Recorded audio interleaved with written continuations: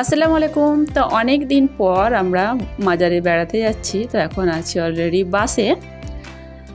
তো কোন মাজারে বেড়াতে যাচ্ছি সেটা অন্য কোনো ভিডিওতে শেয়ার করেছিলাম, আর আমরা বাস থেকে নেমে পড়েছি। তো এই যে কুয়াটা দেখতে পাচ্ছেন, পানি আছে, যেন দেখে মনে হয় পানিটা খুবই খারাপ, কিন্তু না, এই পানিতে নাকি অনেকে দাগ, মানে চুলকানি, অনেক রকমের দাগ থাকলে নাকি ভালো হয়ে যায়, যেটা আমাদের শোনা কথা, আমরা সেটা সঠিক জানি না। তো অনেকে বলছিলেন। তো আমরা চলে যাচ্ছি মাজারের দিকে। তো দু সাইডে মানে বিভিন্ন রকমের জিনিস বিক্রি হচ্ছে। এখান থেকে ফুল, যাদের ফুল নেওয়া দরকার হয় তারা ফুল নেয়, তো যাদেরকে ভালো লাগে। তো আমরা ফুল নিই না, তো আমরা ফুল মানি না, যেটা বলেন। তো এখান থেকে জুতোটা রেখে, কারণ মাজারে ঢোকার আগে জুতোটা রাখতে হয়, এখানে জুতো রেখে তো আমরা যাচ্ছি। এই যে পাথরগুলো সব নতুন লাগিয়েছে অলরেডি। তো আমরা এটা অনেক দিন আগে দেখেছিলাম, মাটির পাথর ছিল না। তো খুবই সুন্দর লাগছে।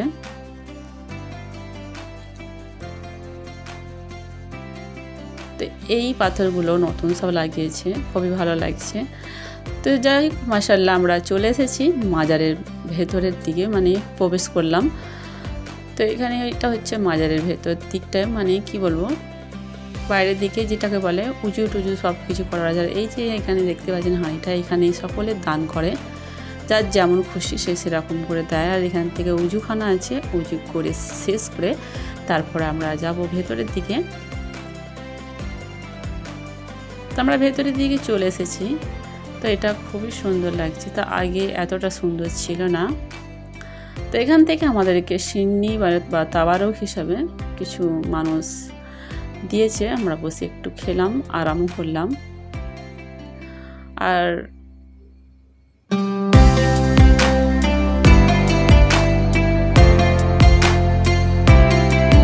পয়লাগুলো কত সুন্দর হচ্ছে।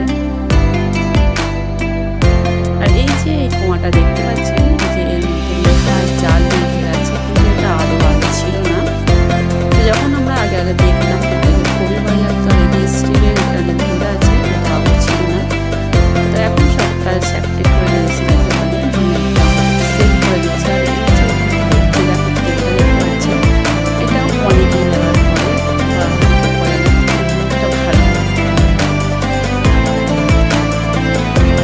এই হচ্ছে দুটো মাজার। এই দুটো মাজার আমি সঠিক বলতে পারবো না, জানি না। হচ্ছে আমাদের মাজার, যার দরবারে এসেছে তো আমি সঠিক বলতে পারলাম কি জানি না, এটা ভুল হতে পারে, ভুল থাকলে তো এখান থেকে আমি আপনাদের দেখাবো বাবার মাজার, যেটা বলে কুতুবউদ্দিন আউলিয়ার মাজারটা, কবরস্থান, কবরের চোর সাইড থেকে এটা আপনাদের ভাইয়া ভেতরে গিয়েছিলেন, মাজার করতে উঠাই নিয়েছি, ভিডিওটা উঠিয়েছি আমাকে দিল। আমি ওনাকে বলেছিলাম ভেতর থেকে তারপর চলে যাবো বাইরে থেকে চলে এসেছি। কবে আসবো আর জানি না, কিন্তু আমাদের এখানে খুবই কম টাইম লাগে, বেশি টাইম না, 10 মিনিট টাইম লাগে বাসে। যখনই মনে একটু খারাপ হয় বা এক জায়গায় বসে বসে সত্যি কথা বলতে গেলে বাইরে বসে শরীরটা অসুস্থ হয়ে অনেক কোথাও বেরোনো হয় না, মনটা একদমই খারাপ হয়ে যাচ্ছে। সেই কারণে আমাদের ভাইয়া বললেন চলো একটু মাজার থেকে বেরিয়ে আসি। তো মাজারে সব কাজ সেরে আমার যতটুকু যা করণীয় ছিল করলাম, করে তারপরে চলে এসেছি বাস স্টেশনে। তো কখন বাস আসবে সেই অপেক্ষা